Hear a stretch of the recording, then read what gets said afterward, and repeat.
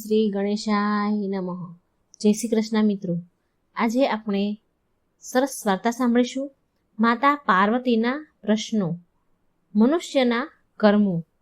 આ વાર્તા ખૂબ જ પ્રેરણાદાયક છે. તમે પૂરી ધ્યાનથી સાંભળજો. શંકર ભગવાન અને મા પાર્વતીની વાર્તા છે. જો આ વાર્તા સાંભળશો તો આ જન્મ તો સુધરશે જ સુધરશે, પણ આવતો જન્મ પણ જરૂર સફળ થશે. માટે બધા ધ્યાનપૂર્વક વાર્તા સાંભળજો. એકવાર માતા પાર્વતી કૈલાસ ઉપર ભ્રમણ કરી રહ્યા હતા. ત્યારે મા પાર્વતીની નજર પૃથ્વી લોક પર પડી. પૃથ્વી પર એક શેઠ અને મજૂર વાત કરી રહ્યા છે.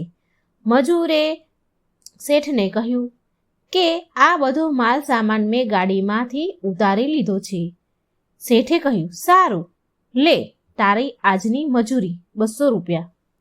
મજૂરને માત્ર 200 રૂપિયા મળ્યા. એટલે તેને વિચાર્યું કે આખો દિવસ તનતોડ મહેનત કરી ત્યારે માત્ર 200 રૂપિયા મળ્યા છે. આમાંથી 50 રૂપિયા દૂધના, 50 રૂપિયા શાકભાજીના અને બીજા 100 રૂપિયા વધ્યા છે. તેમાં 3 દિવસ નીકાળવાના છે. કેમ કરી નીકળશે? પછી શેઠ ઘરે ગયા અને શેઠે તિજોરીમાં પૈસાના બંડલો મૂકતા કહે છે કે આ થઈ ગયા 50,000 રૂપિયા. લાવ, હું આને સંભાળીને તિજોરીમાં મૂકી દઉં. પાર્વતીજી બીજી તરફ જુએ છે કે એક ગરીબ સ્ત્રી અને એક ધનવાન સ્ત્રી સાડીની ખરીદી કરે છે. ગરીબ સ્ત્રી દુકાનદારને કહી રહી છે કે ભાઈ, સસ્તી હોય તેવી સાડીઓ બતાવો. અને તે સસ્તી સાડી જુએ છે અને કહે છે, ભાઈ, આ 150 રૂપિયાવાળી સાડી મને ગમી છે, આ સાડી મને આપી દો. એટલે દુકાનદારે 150 રૂપિયાવાળી સાડી તેને આપી દીધી.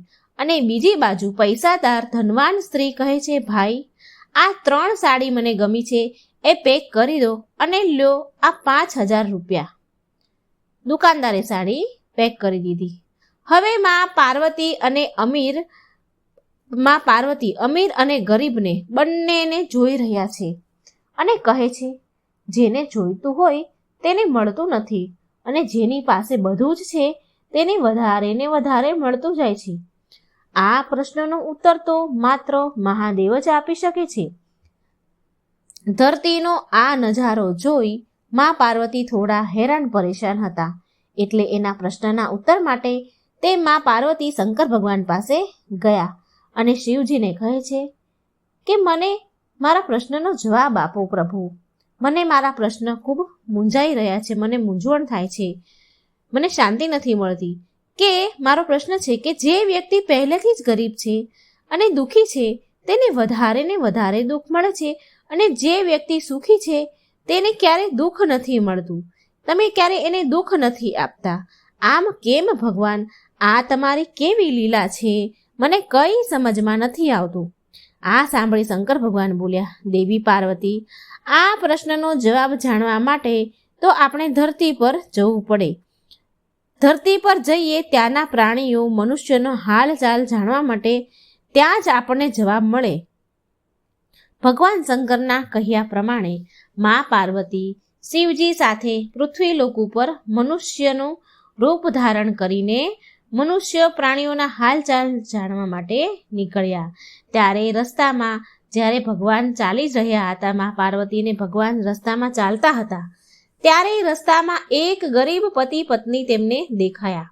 તે પતિ પત્ની ઊભા વાતો કરી રહ્યા હતા. પતિ બોલ્યો હતો, એ ઉર્મિલા, આપણા દુઃખના દિવસ ક્યારે પૂરા થશે? કેટલું દુઃખ અને ગરીબી છે. પેલા ચંદને તો ફરી એક જમીન ખરીદી લીધી, તે તો ધનવાન બની ગયો. એના પતિની વાત સાંભળી ઉર્મિલા બોલી, સાંભળો જી, બધાના ભાગ્ય એક સરખા નથી હોતા. એના ભાગ્યમાં ધનવાન બનવાનું લખ્યું હશે, આપણા ભાગ્યમાં નથી લખ્યું. ભગવાનની ઈચ્છા હશે તો આપણે પણ કોઈ દિવસ અમીર થઈ જશું. તેનો પતિ કહે છે, ઉર્મિલા, ખબર નહીં આપણને કયા ભવની સજા મળે છે. આપણે એવા તે કયા પાછલા જન્મમાં એવા કાર્ય કર્યા હશે, એવા કર્મ કર્યા હશે કે તેનું આ ખરાબ પાપ આપણે ભોગવી રહ્યા છે, આપણે ગરીબી ભોગવી રહ્યા છે, એવું કયું ખરાબ કાર્ય કર્યું હશે? આ ચર્ચા પતિ પત્ની વચ્ચે ચાલી રહી હતી. હવે તે ભગવાન અને માતા પાર્વતી આ બધું સાંભળી રહ્યા છે. એટલે માં પાર્વતી બોલ્યા કે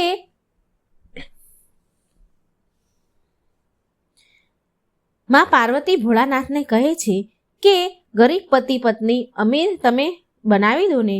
તે કેટલા ગરીબ છે, કેટલા દુઃખી છે, તમે એને અમીર બનાવી દો. મારા કહેવાથી તમે આ લોકોને ધનવાન કરી દો, પૈસા કંઈ પણ આપી દો. મારાથી એની હાલત જોવાતી નથી. આ બિચારા કેટલા દુઃખી છે. મહાદેવ બોલ્યા, દેવી પાર્વતી, આ બંનેના ભાગ્યમાં અત્યારે અમીર બનવાનું લખ્યું જ નથી, તો એ અમીર કેવી રીતે બને? મા પાર્વતી બોલ્યા, મહાદેવ, આપણે તેને ધન આપીશું તો તેની ગરીબી દૂર થઈ જશે, તે અમીર બની જશે, સુખી થશે. તમે કૃપા કરીને એને ધન આપી દો ને, એનું દુઃખ મારાથી જોવાતું નથી. કૃપા કરી તેમની મદદ કરો પ્રભુ.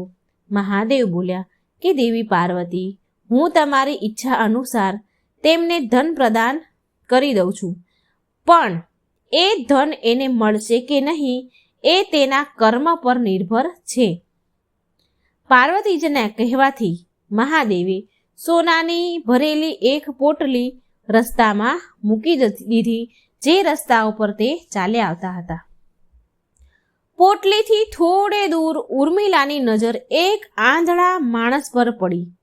ઉર્મિલા તેના પતિને આશ્વાસન આપતા સમજાવતા કહે છે એનો પતિ ગરીબીથી દુઃખી હતો, માટે ઉર્મિલા તેના પતિને સમજાવે છે, સાંભળો જી, આપણે તો માત્ર ગરીબ જ છીએ એટલે દુઃખી છીએ, પણ જુઓ તમે, પેલો સામે એક માણસ જાય છે, તે નેત્રહીન છે. એક વાત નથી સમજાતી કે આ નેત્રહીન આંધળા લોકો કેવી રીતે જીવન જીવતા હશે. આપણું તો ક્યારેય નસીબ પલટાઈ પણ શકે છે, પણ એનું દુઃખ કેવું છે, એને તો આંખો નથી, આંખો વગર શું કરવાનું બધું. આમ ઉર્મિલા કહે છે. ઉર્મિલાનો પતિ બોલ્યો કે હા હો ઉર્મિલા, તારી વાત તો સાચી છે. આ બિચારાને બહુ મુશ્કેલી પડતી હશે, કેવી રીતે જીવતા હશે. ચાલો આપણે પણ એકવાર નેત્રહીન થઈ આંધળા બનીને ચાલવાની કોશિશ તો કરીએ, અને આપણે એ મહેસૂસ કરીએ કે આ લોકો કેવી રીતે જીવે છે. આમ વિચાર કરીને પછી આંખો બંધ કરીને બંને પતિ પત્ની હાથ પકડીને એકબીજાનો ચાલવા લાગ્યા. આંખો બંધ થતી અને ચાલતા હતા, એટલા માટે ભગવાને મૂકેલી સોના ભરેલી પોટલી એમને દેખાઈ નહીં અને રસ્તામાં જ બાજુમાં પડી રહી, અને એ બંને પોટલીની બાજુમાંથી નજીકથી જ નીકળી ગયા. ભગવાન શિવ બોલ્યા, જોયું ને દેવી પાર્વતી, આ ગરીબ પતિ પત્નીના ભાગ્યમાં અત્યારે ગરીબી જ લખી છે. આપણે થોડા દિવસ ધરતી પર રહીશું, અહીં આ મનુષ્યના રૂપમાં રહીને તમારા મનની બધી જ શંકાઓને હું દૂર કરવા માંગુ છું. ભગવાન શિવ અને દેવી પાર્વતીએ સાધારણ મનુષ્યનું રૂપ ધારણ કર્યું અને પતિ પત્નીના રૂપમાં એક ગામમાં રહેવા લાગ્યા. હવે સાંજનો સમય થયો એટલે દેવી પાર્વતીએ શિવજીને કહ્યું કે રસોઈની તૈયારી હવે હું શરૂ કરું. અહીં આ પૃથ્વી લોકમાં આવ્યા છીએ એટલે અહીંના નિયમોનું પાલન તો કરવું જ પડશે, માટે ભોજનની વ્યવસ્થા પણ કરવી પડશે. હું ચૂલો બનાવીને તૈયાર કરું છું, ત્યાં સુધી તમે ભોજન બનાવવાની સામગ્રી લઈ આવો. મા પાર્વતી ચૂલો બનાવવા માટે બહાર ગામમાં ઈંટો લેવા જાય છે. મા પાર્વતી કહે છે કે મારે ચૂલો બનાવવાની જરૂર છે, તો અહીં એક તૂટેલું મકાન છે, તેની તૂટેલી દિવાલ છે, એમાંથી ઈંટો લઈ લઉં, એનાથી મારો ચૂલો બનશે. મા પાર્વતીએ તે તૂટેલા મકાનમાંથી ઈંટો લઈ લીધી અને પછી ઘરે જઈને સરસ મજાનો ચૂલો બનાવી દીધો. પછી મહાદેવની વાટ જોઈને બેઠા હતા. એવામાં ભગવાન શંકર આવ્યા અને મા પાર્વતી બોલ્યા કે અરે તમે આવી ગયા, જુઓ મેં આ સરસ ચૂલો તૈયાર કરી દીધો છે. અરે તમે તો કંઈ લઈને કેમ નથી આવ્યા? તમે તો ખાલી હાથે આવ્યા છો સ્વામી, હવે ભોજન કેવી રીતે બનશે? મહાદેવ બોલ્યા કે દેવી પાર્વતી, હવે સામગ્રીની કોઈ જરૂર નથી, કારણ કે જે પ્રશ્નનો ઉત્તર તમે અહીં શોધવા આવ્યા હતા તે હવે તમને સ્વયં મળી ગયો છે. મા પાર્વતી કહે છે, હું કંઈ સમજી નહીં. મને મારા પ્રશ્નનો ઉત્તર મળી ગયો છે? એ કેવી રીતે? મને કંઈ સમજાયું નહીં. મહાદેવ બોલ્યા, દેવી પાર્વતી, તમે એ જાણવા માંગતા હતા ને કે આ પૃથ્વી પર ગરીબ લોકો કેમ વધારે ગરીબ થાય છે, દુઃખી થાય છે, અને અમીર લોકોને દુઃખ કેમ નથી મળતું? તો તમે એ જણાવો મને પહેલાં કે તમે આ ચૂલો બનાવવા માટે ઈંટો ક્યાંથી લાવ્યા? મા પાર્વતી બોલ્યા, પ્રભુ, આ ગામમાં કેટલાય એવા ઘર છે જેની સ્થિતિ સારી નથી, તૂટેલા ફૂટેલા ઘર છે. તો મેં એક તૂટેલું ઘર હતું, એમાં તૂટેલી દિવાલમાંથી ઈંટો નીકાળીને લઈ આવી. મહાદેવ બોલ્યા, આનો મતલબ એમ થયો દેવી પાર્વતી કે જે ઘર પહેલેથી જ ખરાબ અને તૂટેલું હતું તેને તમે વધારે ને વધારે ખરાબ કરી દીધું, જ્યારે તમે સારા ઘરની દિવાલમાંથી પણ ઈંટો લાવી શકતા હતા.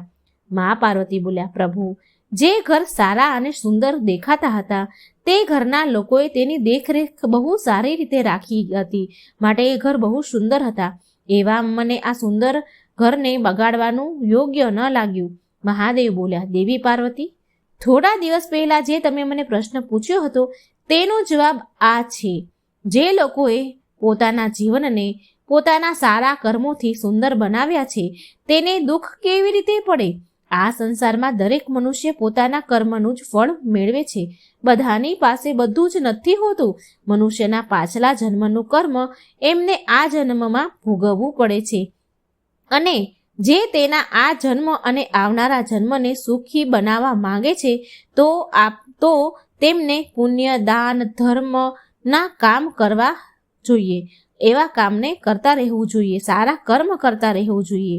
ભગવાન શંકર પાર્વતીજીને કહી રહ્યા છે કે તમને યાદ છે તે દિવસે તમે એક નેત્રહીન વ્યક્તિને ચાલતા જતા જોયો હતો? મા પાર્વતી બોલ્યા, હા સ્વામી, મને યાદ છે. મહાદેવ બોલ્યા, જુઓ દેવી પાર્વતી, તેની પાસે ધન, દોલત, એશો આરામની કોઈ કમી નથી, પણ તેની આંખોનો ઈલાજ થઈ શકે તેમ નથી. આ તેના પાછલા જન્મના કર્મોનું ફળ ભોગવે છે. તે નેત્રહીન વ્યક્તિ એ એટલા માટે નેત્રહીન છે, તેને પાછલા જન્મમાં જાણી જોઈને એક નિર્દોષ વ્યક્તિની આંખો છીનવી લીધી હતી. આ માટે એ આ જન્મમાં નેત્રહીન બન્યો છે, અને એણે કઈ સારા પુણ્ય કામ કંઈ કર્યા હશે, માટે તેથી તે ધનવાન છે. મા પાર્વતીજી બોલ્યા કે એ બરાબર છે, ચાલો, પણ પેલા ગરીબ પતિ પત્ની સ્વામી? મહાદેવ બોલ્યા કે દેવી પાર્વતી, તે ગયા જન્મમાં પતિ પત્ની જે ગરીબ છે તે ગયા જન્મમાં ખૂબ એટલે અતિશય કંજૂસ શેઠ શેઠાણી હતા, જે ક્યારેય કોઈને દાન પુણ્ય કરતા નહીં, એક રૂપિયો પણ કોઈને દાન કરતા નહીં. માટે તેમને આ જન્મમાં ગરીબી અને દુઃખ મળ્યું છે. પણ જો તે સારા કર્મ કરે તો તેના આગળનું જીવન સુધરી શકે છે. આ પૃથ્વી પર કોઈ પણ મનુષ્ય સુખી નથી દેવી પાર્વતી. દરેક મનુષ્યને કોઈને કોઈ દુઃખ અને સમસ્યાઓ છે જ. મા પાર્વતી બોલ્યા, તમને જવાબ મળી ગયા કે આ પૃથ્વી પર મનુષ્યને સુખી થવા માટે સારા કર્મ કરવા જોઈએ. શંકર ભગવાન પાર્વતીજીને કહે છે કે હવે તો તમને જવાબ મળી ગયા ને? મા પાર્વતીજી બોલ્યા, હા પ્રભુ, મને ખબર પડી કે આ પૃથ્વી પર જો કોઈ મનુષ્યને સુખી થવું છે તો તેને સારા કર્મ કરવા પડશે, જેથી તેમના ગયા જન્મના કર્મનું ફળ ભોગવવું ન પડે. મા પાર્વતીને તેમના પ્રશ્નનો જવાબ મળી ગયો એટલે શંકર પાર્વતીજી તેના રૂપમાં આવી ગયા અને કૈલાસ પર્વત પર પાછા ચાલ્યા ગયા.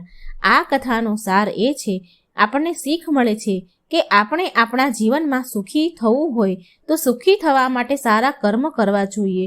જો કર્મ સારા હશે તો આપણે અને આપણો પરિવાર સુખી જીવન જીવશું. જે કંઈ છે એ કર્મ પર નિર્ધારિત છે, સુખ કે દુઃખ.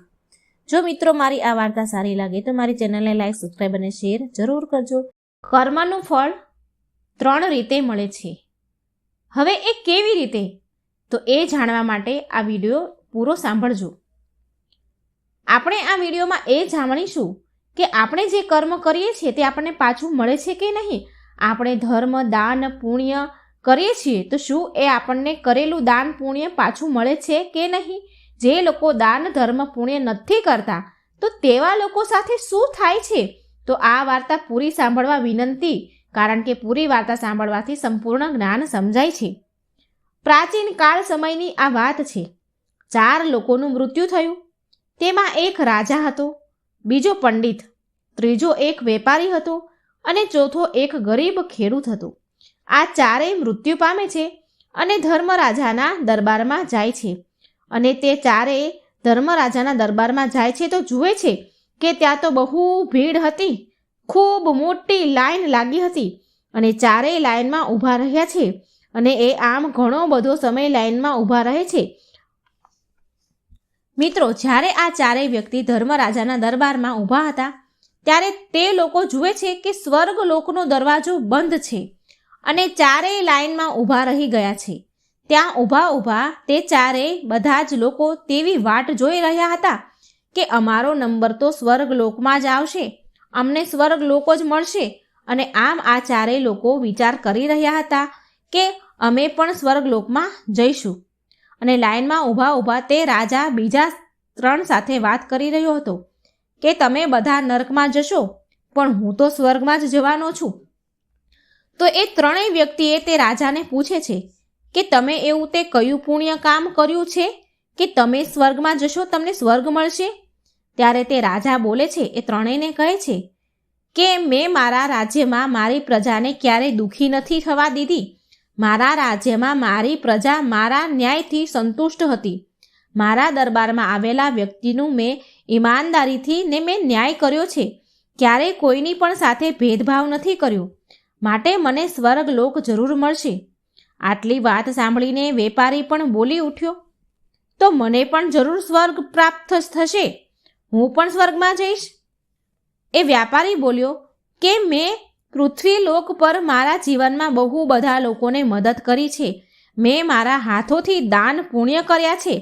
બહુ બધા મંદિરો, ગુરુદ્વારામાં મેં દાન કર્યું છે. બહુ બધા અનાથ બાળકોને પણ મેં દાન કર્યું છે. માટે મને સ્વર્ગ જરૂર મળશે. આમ વ્યાપારી તેની વાત પૂરી કરે છે તેટલામાં તો પેલું બ્રાહ્મણ બોલી ઉઠે છે કે મેં તો અગણિત મંદિરોમાં પૂજા પાઠ કર્યા છે અને રોજ સવાર સાંજ ભગવાનની પૂજા આરાધના કરતો હતો. રોજ ભગવાનને થાળ ધરાવીને જ જમતો હતો. બહુ બધા અગણિત લોકોનું સારું મેં જ્ઞાન આપ્યું છે અને બહુ બધા અગણિત લોકો મારી પાસે શિક્ષા લેવા આવ્યા હતા. તેને મેં શિક્ષા આપી છે. માટે મને પણ સ્વર્ગલોક જરૂર મળશે. આમાં કોઈ પણ શંકા નથી. હજી તેની વાત તે પૂરી કરે છે, પણ અંતમાં પેલો ગરીબ ખેડૂત જે હતો તે કંઈ બિચારો બોલતો નથી. ચૂપચાપ આ 3ની વાત સાંભળે છે. અને એટલામાં તો ધર્મરાજા તેના લેખાજોખાના ચોપડા ખોલી બેસે છે અને સૌથી પહેલાં આવ્યો રાજાનો નંબર. એટલે યમરાજાએ રાજાને બોલાવી અને પૂછે છે કે તું પૃથ્વીલોક ઉપર એક રાજા હતો, તો તું મને હવે કહે કે તે તારા જીવનમાં એવું તે શું પુણ્ય કામ કર્યું છે કે ત્યારે આટલું સાંભળીને તે રાજા ધર્મરાજાને કહે છે કે મેં મારા રાજ્યમાં મારી પ્રજાને ક્યારેય દુઃખી નથી થવા દીધી. મારા દરબારમાં જે પણ વ્યક્તિ ફરિયાદ લઈને આવ્યું હતું, જે પણ આવતું હતું, તેની સાથે મેં ક્યારેય ભેદભાવ નથી કર્યો. ભેદભાવ કર્યા વિના સાચી રીતે ઈમાનદારીથી મેં ન્યાય કર્યો છે. ધર્મરાજા તે રાજાની વાત સાંભળે છે અને પછી તેની પોથી જોવે છે. લેખાજોખાના ચોપડા જોવે છે. લેખાજોખાની પોથીમાં જોયા બાદ ધર્મરાજા તે રાજાને કહે છે, એટલી વાત તો તારી સાચી છે કે તારા રાજ્યમાં ક્યારેય કોઈ દુઃખી નથી રહ્યું. તે તારા રાજ્યમાં પ્રજાને સારી રીતે સુવિધા આપી છે, ભેદભાવ કર્યા વગર ન્યાય કર્યો છે. પણ તેની સાથે તે બહુ મોટું પાપ પણ કર્યું છે. તો રાજા બોલી ઉઠ્યો, અરે એવું તે શું પાપ કર્યું છે ધર્મરાજા મેં? તો ધર્મરાજા કહે છે, તે તારા રાજ્યની સુખ સમૃદ્ધિ માટે, બીજા રાજ્યની સીમા વિસ્તાર માટે કેટલાય યુદ્ધો કર્યા છે. તે યુદ્ધો માટે તું લડ્યો છે અને એ યુદ્ધમાં અગણિત સૈનિકો મરી ગયા હતા. તેમાં મરેલા સૈનિકોનો પરિવાર અનાથ થઈ ગયો હતો. તેના નાના બાળકો અનાથ થઈ ગયા. તેની પત્નીઓ વિધવા થઈ ગઈ. એ બધું પાપ તારા પર લાગે. તો તને સ્વર્ગલોકની પ્રાપ્તિ નહીં થાય. હવે તને નરકલોકમાં નાખવામાં આવશે. આટલું કહીને ધર્મરાજા યમદૂતને બોલાવે છે અને આદેશ આપે છે. કહે છે કે આ રાજાને પકડીને નર્કમાં નાખો. એટલે યમદૂતો રાજાને પકડીને નર્કમાં નાખે છે. હવે બીજો નંબર આવ્યો પેલા વેપારીનો. ધર્મરાજાએ વેપારીને બોલાવ્યો અને વેપારીને પૂછે છે, હવે તું વેપારી મને એ કહે કે તે તારા જીવનમાં કયા કયા પુણ્ય કામ કર્યા છે જેના કારણે તને સ્વર્ગલોક મળે? ધર્મરાજાની વાત સાંભળી વેપારી કહે છે કે પ્રભુ, મેં મારા જીવનમાં પૃથ્વીલોક ઉપર અગણિત ધર્મના કાર્ય કર્યા છે. અગણિત અનાથ આશ્રમમાં મેં દાન કર્યું છે. અસહાય બાળકોની મેં સેવા કરી છે. બહુ ભિક્ષુક લોકોને મેં ભિક્ષા આપી છે. ઘણા મંદિરોમાં દાન પૂર્ણ કર્યા છે અને કેટલાય ભૂખ્યા લોકોને મેં ભોજન કરાવ્યું છે. એટલે પ્રભુ યમરાજા બોલ્યા. એ કહે છે, પ્રભુ, વેપારી કહે છે, મેં અગણિત દાન પુણ્ય કર્યા છે. મેં ધર્મના કાર્ય કર્યા છે. માટે ધર્મરાજા વેપારીને કહે છે. આટલી વાત સાંભળી બોલ્યા. તેમના લેખાજોખાની પોથી ખોલીને જુએ છે અને એ પોથીમાં વેપારીનું ખાતું જુએ છે. ઘણી વાર પોથી જુએ પછી ધર્મરાજા વેપારીને બોલે છે કે વેપારી, તારી વાત તો સાચી છે કે તે અગણિત દાન પુણ્ય ધર્મના કામ તો કર્યા છે, પણ સાથે સાથે તે તારા જીવનમાં બહુ મોટા અપરાધ અને પાપો પણ કર્યા છે. તો વેપારી ધર્મરાજાને કહે છે, પ્રભુ, મેં મારા જીવનમાં ક્યારેય કોઈ પાપ નથી કર્યું. શું પાપ છે તો મને કહો. તો ધર્મરાજાએ પોથીમાં જોઈને વેપારીને કહ્યું કે વેપારી, તું ધ્યાનથી સાંભળ કે તે ક્યાં અગણિત પાપ કર્યા છે. ધર્મરાજા કહે છે કે વેપારી, તે તો તારા જીવનમાં બહુ બધું ધન કમાયો છે. ધનને કમાવા માટે તે કેટલી વાર ન જાણે ખોટું બોલ્યો છે અને સાથે સાથે તે કેટલાય લોકોને દગો આપ્યો છે, છેતરપિંડી કરી છે અને કેટલી ચીજ વસ્તુની ભેળસેળ કરી મિલાવટ કરીને તે વસ્તુ વહેંચી છે અને તારી મિલાવટવાળી વસ્તુના ખાવાથી ન જાણે કેટલાય લોકોને અકાલ મૃત્યુ થયું છે. માટે તે પણ ઘનઘોર પાપ કર્યું છે. મોટા મોટા અપરાધ કર્યા છે. તારા પાપો ગુનાહો આગળ તારા દાન પુણ્ય નાના પડી ગયા છે, ઓછા પડી ગયા છે. માટે તને પણ સ્વર્ગલોકની પ્રાપ્તિ તો નહીં જ થાય. તને નર્કલોકમાં નાખવામાં આવશે. આટલું કહી યમદૂતને આદેશ આપે છે ધર્મરાજા કે આ વેપારીને નર્કલોકમાં નાખી આવો. યમદૂતો વેપારીને નર્કલોકમાં નાખવા જાય છે. પછી નંબર આવે છે પેલા બ્રાહ્મણનો. ધર્મરાજા બ્રાહ્મણને બોલાવે છે અને કહે છે કે ચાલો હવે તમે કહો, તમે તમારા જીવનમાં કયા કયા ધર્મના કાર્ય કર્યા છે તે મને કહો. ધર્મરાજાની વાત સાંભળી બ્રાહ્મણ બોલ્યો, હે પ્રભુ, મેં મારા જીવનમાં અગણિત લોકોને શિક્ષા આપી છે. મેં મારા જીવનમાં અગણિત મંદિરોમાં પૂજા પાઠ કર્યા છે.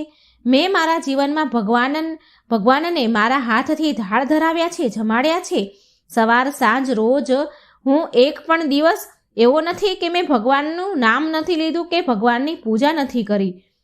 મેં રોજ ભગવાનની પૂજા પાઠ કર્યા છે, પુણ્ય કર્યું છે.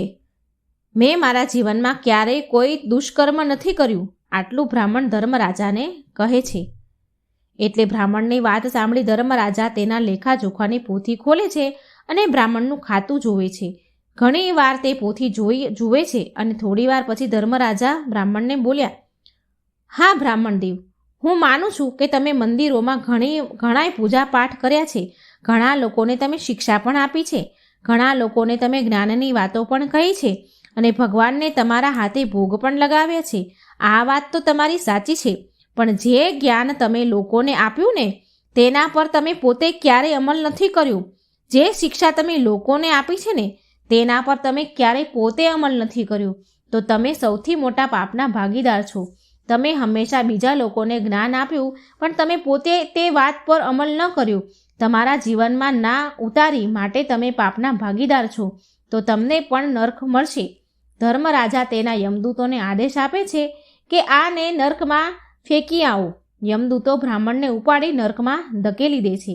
અને મિત્રો, છેલ્લે નંબર આવે છે પેલા ગરીબ ખેડૂતનો. ધર્મરાજા ગરીબ ખેડૂતને પૂછે છે કે હવે તું મને કહે કે તારા જીવનમાં તે કયા કયા પુણ્યના ધર્મના કાર્ય કર્યા છે. તો તે ગરીબ ખેડૂત ધર્મરાજાને પહેલેથી જ કહેવા લાગ્યો કે પ્રભુ, તમે મને નર્કલોકમાં જ નાખી દો. પણ તેની પહેલાં મને એકવાર સ્વર્ગલોકના દર્શન કરાવી દો. હું બહારથી જ દર્શન કરીને સીધો નર્કમાં ચાલ્યો જઈશ. તો ધર્મરાજા બોલી ઉઠ્યા કે મેં તને એ નથી પૂછ્યું કે તું નર્કમાં જઈશ કે સ્વર્ગમાં? મેં તને પૂછ્યું છે કે તારા જીવનમાં તે કયા પુણ્ય દાન ધર્મ કર્યા છે તે મને કહે. તો પેલો ગરીબ ખેડૂત કહેવા લાગ્યો કે મેં મારા જીવનમાં એવું કોઈ ધર્મનું કાર્ય નથી કર્યું. હું એક ગરીબ માણસ હતો. મારા ગરીબ ઘરમાં હું જન્મ્યો છું. હું એક ગરીબ ઘરમાં મેં જન્મ લીધો છે અને ગરીબીમાં જૂજતા જ મારું જીવન પસાર થયું છે. હું રોજ સવારે મજૂરી કરવા ઘરેથી જતો અને સાંજે ઘરે આવતો હતો. મજૂરીમાંથી જે પૈસા મને મળતા હતા ને તેમાંથી તો બહુ મુશ્કેલીથી મારા પરિવારનું ભરણ પોષણ થતું હતું. માંડ 2 ટાઈમનું જમવાનું મળતું હતું. ક્યારેક તો ભૂખ્યા પણ રહેવું પડતું હતું. માટે પ્રભુ, ના તો મારી પાસે ક્યારેય દાન કરવા માટે ધન ભેગું થયું અને ના ક્યારેય મેં કોઈ દિવસ દાન પુણ્ય કર્યું. મેં મારા જીવનમાં જેટલું કમાયું તે મારા પરિવારના પાલન પોષણ માટે ઓછું પડી ગયું હતું. એટલે મારાથી કોઈ દાન પુણ્ય નથી થયું. અને જો કોઈ વાર મારી પાસે સમય રહેતો તો તે સમયમાં મારા માતા પિતાની સેવા કરતો હતો. બસ પ્રભુ, મેં આના સિવાય કોઈ પુણ્યનું કાર્ય નથી કર્યું. મેં કોઈ ધર્મનું કાર્ય નથી કર્યું. આટલી ખેડૂતની વાત સાંભળી ધર્મરાજાએ તેના લેખાજોખાની પોથી ખોલી અને જોયું. ખેડૂતનું ખાતું જોયું, ઘણી વાર જોયું અને પછી બોલ્યા. પોથી જોયા બાદ ધર્મરાજા હસવા લાગ્યા અને ગરીબ ખેડૂતને કહે છે કે તું યાદ કર, તે તારા જીવનમાં કયું પુણ્યનું કાર્ય કર્યું છે? તો ખેડૂત ધર્મરાજાને ફરી કહે છે, હે પ્રભુ, મેં તો કહ્યું તો ખરી, મેં ક્યારેય કોઈ પુણ્યનું કાર્ય નથી કર્યું. મને એટલો સમય જ ન મળતો કે હું કોઈ ધર્મનું કાર્ય કરું કે મારી પાસે ના એટલું ધન હતું કે હું કોઈ દાન કરું. ધર્મરાજા ખેડૂતને કહે છે કે તે માત્ર જીવનમાં એક જ પુણ્યનું કામ કર્યું હતું અને તે સાચા દિલથી, સાચી લગ્નથી, સાચા મનથી, આત્માથી કર્યું હતું.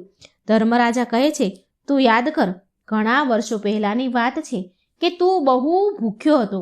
તારો પરિવારવાળા પણ બહુ ભૂખ્યા હતા અને તે સમયે તારી પાસે એક ભિક્ષુક આવ્યો હતો.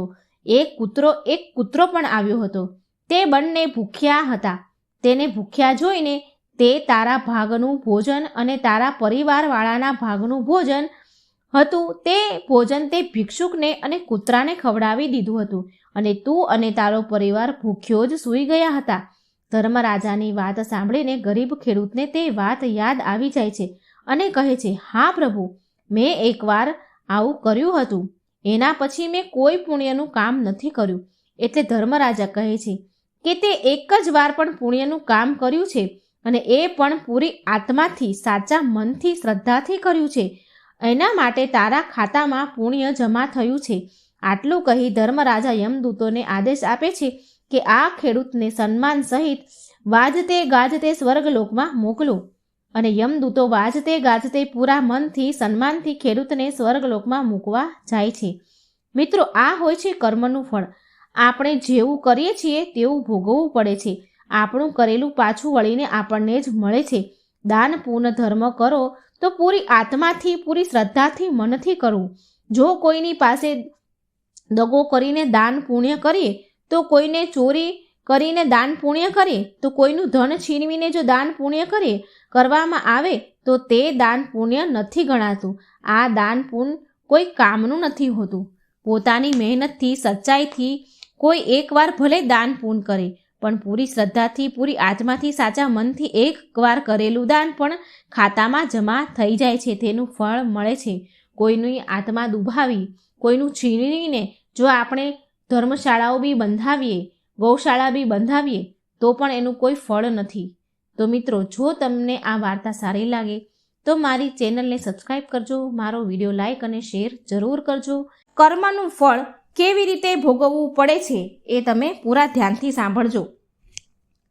દીકરો બનીને, વહુ બનીને કે દીકરી બનીને કે જમાઈ બનીને આ બધા કોણ આવે છે જેની આપણી સાથે કર્મોની લેણા દેવી હોય છે? જો લેણા દેવી ન હોય ને તો કોઈ આવતું નથી. મિત્રો, આવી જ કર્મની લેણા દેણીની એક વાર્તા છે જે આ વિડીયોના માધ્યમથી હું તમને તમારી સાથે શેર કરવા માંગુ છું. તો મારા વિડીયોને લાઈક અને સબસ્ક્રાઈબ કરી આપજો. મિત્રો, એક સમયની વાત છે. એક આર્મી મેન હતો. તે એકદમ એકલો હતો. મા, બાપ, ભાઈ, બહેન કોઈ ન હતું. માત્ર એકલો જ હતો. એકલો જ કમાઈને ફોજમાં રૂપિયા જમા કરે. એક દિવસ એક શેઠ બેઝ કેમ્પમાં કરિયાણાનો માલ સપ્લાય કરવા આવ્યા. એની સાથે ફોજીનો પરિચય થયો અને દોસ્તી થઈ. શેઠજીએ ફોજીને કહ્યું કે તારી પાસે રૂપિયા છે એ પડ્યા એટલા ને એટલા જ રહેશે. એના કરતાં એ રૂપિયા તું મને આપ, હું એને કારોબારમાં લગાવું તો તે રૂપિયાથી વધારે માલ ખરીદીને વધારે વેચાણ કરીશું તો તારા રૂપિયા ડબલ થઈ જશે. ફોજીને શેઠની વાત પસંદ આવી. એને ઠીક લાગી એટલે આવી અને આ બધા રૂપિયાની શેઠજીને આપી દીધા. જે પણ એની પાસે ભેગા થયા હતા એ બધા પૈસા શેઠજીને આપી દીધા. આ રૂપિયાને લીધે શેઠજીનો કારોબાર ખૂબ મોટે પાયે ચાલવા લાગ્યો. શેઠજી ખૂબ રૂપિયા કમાવા લાગ્યા. આ બાજુ બોર્ડર ઉપર લડાઈ ચાલુ થઈ. આ ફોજી અશ્વદળમાં હતો એટલે ઘોડી ઉપર બેસીને બોર્ડર ઉપર જઈ રહ્યો હતો. ત્યારે અચાનક ઘોડી પાગલ થઈ ગઈ અને દોડવા લાગી. ફોજીઓએ તેને ઘણી રોકવાની ખૂબ કોશિશ કરી પણ ઘોડી રોકાઈ નહીં. આખરે ઘોડી દુશ્મનોની જમીન ઉપર જઈને ઊભી રહી. ત્યારે તાકીને બેઠેલા દુશ્મનોએ અચાનક ફાયરિંગ ચાલુ કર્યું. દુશ્મનોના ટોળા સામે એકલો ફોજી શું કરે? સમય જતાં તે ટકી ન શક્યો. આખરે ફોજી શહીદ થઈ ગયો. સાથે સાથે ઘોડીને પણ ગોળી વાગી હતી એટલે ઘોડી પણ મરી ગઈ. આ વાતની જ્યારે શેઠજીને ખબર પડી ત્યારે શેઠજી ખૂબ ખુશ થયા. કેમ કે ફોજીનું કોઈ વારસદાર હતું નહીં.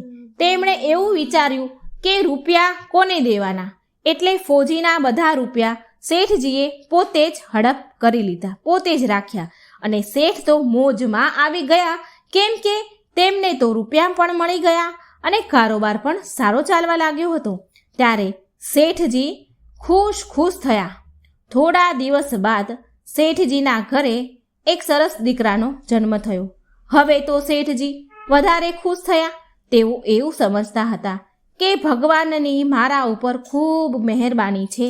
ખૂબ રૂપિયા પણ મળી ગયા, લેવાવાળો પણ મરી ગયો, કારોબાર પણ મોટો થઈ ગયો અને મારા ઘરે સરસ દીકરાનો જન્મ પણ થઈ ગયો. ધીરે ધીરે દીકરો મોટો થવા લાગ્યો. દીકરો ખૂબ સમજદાર હતો, ભણવામાં ખૂબ હોશિયાર હતો. શેઠજીએ તેને ખૂબ જ ભણાવ્યો. જ્યારે દીકરો ભણી ગણીને મોટો થઈ ગયો તો શેઠજીએ એમ વિચાર્યું કે દીકરો આ કારોબાર સંભાળી લેશે. હવે દીકરાના લગ્ન કરી દેવા જોઈએ માટે એક સ્વરૂપવાન સરસ સુંદર કન્યા સાથે દીકરાના લગ્ન કરાવ્યા. લગ્નનું કામકાજ પત્યા પછી શેઠ એક દિવસ બેઠા વિચાર કરે કે હવે મારો કારોબાર મારા દીકરાને સોંપી દઉં. પરંતુ થોડા જ દિવસોમાં દીકરાની તબિયત ખરાબ થઈ ગઈ. તબિયત ખરાબ થઈ જોઈને શેઠજી તરત જ તેને દવાખાને લઈ ગયા પણ કોઈ દવા લાગુ પડે નહીં. શેઠજી વિચાર કરે કોઈ મોટા દવાખાને લઈ જઈએ, કદાચ ત્યાંની દવા લાગુ પડી જાય અને મારો દીકરો સાજો થઈ જાય. પરંતુ એવું થયું નહીં. કોઈ પણ દવા લાગુ પડતી નથી અને બીમારી વધ્યા જ કરી. શેઠજીએ ખૂબ ખર્ચ કર્યો છતાંય દીકરો સાજો થતો નથી. છેલ્લે ડૉક્ટરોએ કહી દીધું કે આની બીમારી લાઈલાજ છે. આની બીમારીનો કોઈ ઈલાજ જ નથી. આ છોકરો માત્ર 2 દિવસમાં જ મરણ પામી જશે. ડૉક્ટરની વાત સાંભળીને શેઠજી નિરાશ થઈને દીકરાને લઈને રડતા આવતા હતા. રસ્તામાં એક વ્યક્તિ મળ્યો. તેમણે કહ્યું, અરે શેઠજી, શું થયું? ખૂબ જ દુઃખી હો એવું દેખાય છે તમારા મોઢા ઉપર.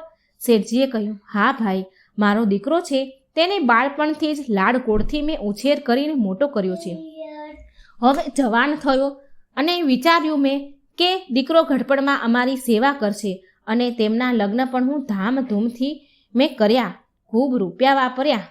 જેણે જેટલા રૂપિયા માંગ્યા એટલા રૂપિયા મેં આપ્યા પણ મારો દીકરો સાજો થયો નહીં. ખૂબ ખર્ચ્યા પૈસા પણ સાજો થયો નહીં. દવાખાનામાં પણ ખૂબ ખર્ચ કર્યો. છેવટે ડૉક્ટરોએ કહી દીધું છે કે આની બીમારી લા ઈલાજ છે, આને હવે ઘરે લઈ જાઓ, 2 દિવસમાં આ દીકરો મરણ પામશે. ત્યારે પેલા વ્યક્તિએ કહ્યું, અરે શેઠજી, તમે શું કામ ચિંતા કરો છો? મારા પાડોશમાં એક વૈદ્યજી છે, તેઓ માત્ર 5 રૂપિયાની એક પડીકી આપે છે અને એ દવાથી મરણ પામેલા પણ ઉઠી જાય છે. એ પડીકીથી ગમે તેવા લોકો સાજા થઈ જાય છે. તે શેઠ જલ્દીથી વૈદ્યજી પાસે ગયો અને દવા લઈ આવ્યો. શેઠજી દોડતો 5 રૂપિયાની પડીકી લઈ આવ્યો અને દીકરાને એ પડીકીમાંથી દવા આપી. દીકરો આ દવા પી ગયો અને તરત જ છોકરો મરણ પામ્યો. દીકરાના મરણ થયા પછી શેઠજી કકળાટ કરી રહ્યા હતા, શેઠાણી પણ રડી રહ્યા હતા અને ઘરમાં નવી આવેલી વહુ પણ રડી રહી હતી. ત્યારે એક મહાત્મા એના દ્વાર પર આવ્યા અને તેમણે પૂછ્યું કે આ લોકો કેમ રડી રહ્યા છે? ત્યારે ગામના લોકો બોલ્યા, આ શેઠને એક જ જવાનો દીકરો હતો, એ પણ આજે મરી ગયો, એટલે બધા રડી રહ્યા છે, બધા દુઃખી છે. મહાત્માજી બોલ્યા, શેઠજી રોડો છો શું કામ? બોલ્યા, શેઠજી બોલ્યા, જેનો જવાન દીકરો મરી જાય તો સે એ રડે નહીં માણસ, તો શું કરે? મહાત્મા બોલ્યા, તે દિવસે તો તમે ખૂબ ખુશ હતા. શેઠજી બોલ્યા, કયા દિવસે મહાત્માજી? તો મહાત્માજી બોલ્યા, જ્યારે ફોજીએ તમને રૂપિયા આપ્યા હતા ત્યારે. શેઠજી બોલ્યા, હા, કારોબાર માટે રૂપિયા મળ્યા હતા એટલે ત્યારે હું ખુશ હતો. ત્યારે મહાત્માજી બોલ્યા, બીજા એક દિવસે તો તમે ખૂબ જ ખુશ હતા, તમારી ખુશીનો કોઈ પાર ન હતો, એટલા ખુશ હતા તમે. શેઠજી બોલ્યા, કયા દિવસે? ત્યારે મહાત્માજીએ કહ્યું, પેલો ફોજી જ્યારે શહીદ થઈ ગયો હતો, જ્યારે એ ફોજીએ તમને પૈસા આપ્યા હતા, એ ફોજી શહીદ થઈ ગયો તો તમે એવું વિચાર્યું કે હવે આ રૂપિયા કોને પાછા આપવા? એ તો છે નહીં, એનો કોઈ વારસદાર છે નહીં, તો હવે આ રૂપિયા મારે કોઈને નહીં આપવા પડે. એ વિચારીને તમે ખૂબ ખુશ હતા.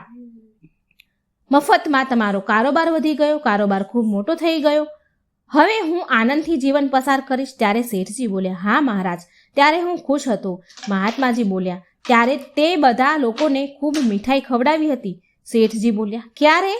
મહાત્માજી કહે છે, જ્યારે તમારા ઘરે દીકરાનો જન્મ થયો. ત્યારે શેઠજી કહે, ઘરમાં જ્યારે દીકરાનો જન્મ થાય ત્યારે તો કોણ ખુશ ન થાય, બધા જ લોકો ખુશ થાય. એવી જ રીતે હું પણ ખુશ થયો હતો. મહાત્માજી કહે છે, તે દિવસે તો તમારા પગ જમીન પર નહોતા પડતા, એટલા બધા ખુશ હતા તમે. શેઠજી કહે, કયા દિવસે મહાત્માજી? મહાત્માજી કહે છે, જ્યારે તમારા દીકરાના લગ્ન હતા અને જાન લઈને જતા હતા. ત્યારે શેઠજી બોલ્યા, અરે મહાત્માજી, જ્યારે દીકરાની જાન લઈને જતા હોય ત્યારે તો દરેક બાપ ખુશ હોય ને, કોણ ખુશ ન થાય પોતાના દીકરાના લગ્નમાં? ત્યારે મહાત્માજી બોલ્યા, તમે આટલી બધી વખત ખુશ થઈ ગયા હતા, ખુશ થઈ શકતા હો તો આ નાની એવી વાતમાં રડી શું કામ રહ્યા છો? શેઠજી બોલ્યા, મહાત્માજી, આ તમને નાની એવી વાત લાગે છે? મારો જુવાન જ્યોત દીકરો મરી ગયો છે અને તમને વાત નાની લાગે છે? આ કોઈ નાની વાત નથી. ત્યારે મહાત્માજી બોલ્યા, અરે મૂર્ખ શેઠ, આ એ જ પેલો ફોજી હતો જેના રૂપિયા તમે એકલાએ રાખ્યા હતા. આજે એ જ ફોજી દીકરો બનીને તમારા ઘરે તેણે જન્મ લીધો હતો. તે રૂપિયા વસૂલ કરવા આવ્યો હતો. તમે તેને ભણાવવામાં, ખાવા પીવાના, તેના લગ્નમાં બધી જ જગ્યાએ તેમને પોતાના રૂપિયા ખર્ચ કરાવ્યા. ત્યારબાદ થોડા રૂપિયા હજુ તમારી પાસેથી એને લેવાના બાકી હતા, એટલે એ બીમાર પડ્યો અને તે રૂપિયા તમે દવાખાનામાં ખર્ચ કર્યા. તેને ફોજીએ તમારા રૂપિયા દવાખાનામાં ખર્ચ કરાવ્યા અને છેલ્લે 5 રૂપિયા તમારા ખિસ્સામાં હતા તેણે પણ પેલા વેદજીની પડીકી લેવામાં તમે એ 5 રૂપિયા પણ તેણે ખર્ચ કરાવી નાખ્યા. તમારે અને કર્મોની લેણા દેવીના સંબંધ પૂરા થઈ ગયા એટલે તે પરલોક ચાલ્યો ગયો. ત્યારે શેઠજી બોલ્યા, ચાલો, મારી સાથે તેની કર્મોની લેણા દેવી હતી અને અમારી સાથે તો જે થવાનું હતું એ થઈ ગયું, પણ ઘરમાં બેઠી બેઠી રડી રહેલી નવી પરણેલીને આવેલી તેની પત્નીનો શું વાંક? યુવાનીમાં તેની પત્નીને વિધવા બનાવીને ચાલ્યો ગયો, એનો શું વાંક? કે તેની પણ જિંદગી બગડી. ત્યારે મહાત્માજી બોલ્યા, તેનો પણ એક જ સંબંધ હતો. જ્યારે એ ફોજી ઘોડી લઈને બોર્ડર ઉપર જતો હતો ત્યારે તે પણ યુવાન હતો અને ઘોડી પાગલ થઈ અને દુશ્મનો સામે આવીને ઊભી રહી અને દુશ્મનોએ ફાયરિંગ કર્યું અને યુવાન વયે તે ઘોડીના કારણે શહીદ થયો. એ ઘોડી આ સ્ત્રી હતી, એટલે જ તે આ સ્ત્રીને યુવાન વયે વિધવા બનાવીને ચાલ્યો ગયો. વેદ, પુરાણ, સાધુ સંતો, તમામ મહાન પુરુષોના અનુભવો એવું કહે છે કે આ સંસાર કર્મોના લેણદેન ઉપર જ ચાલે છે. જેને જેને લેણદેન પૂરી થઈ જાય છે તે પછી એના સંબંધ પૂરા થઈ જાય છે, એટલે આ સંસાર છોડીને સ્વધામ ચાલ્યા જાય છે. એટલે શેઠજી, આ સંસારમાં કોઈનું સગું નથી. આ તો બધા કર્મના બંધનથી બંધાયેલા છે. એટલે જ દીકરાના મરણ થવાથી તમે દુઃખી ન થાવ. વાસ્તવમાં એ દીકરો તમારો દીકરો હતો જ નહીં. દોસ્તો, જો આ મારી વાર્તા તમને સારી લાગી હોય તો કમેન્ટ બોક્સમાં જરૂર જણાવજો અને લાઈક, સબસ્ક્રાઈબ અને શેર જરૂર કરજો મારી ચેનલને. જય શ્રી કૃષ્ણ. રાધે રાધે. Thank you.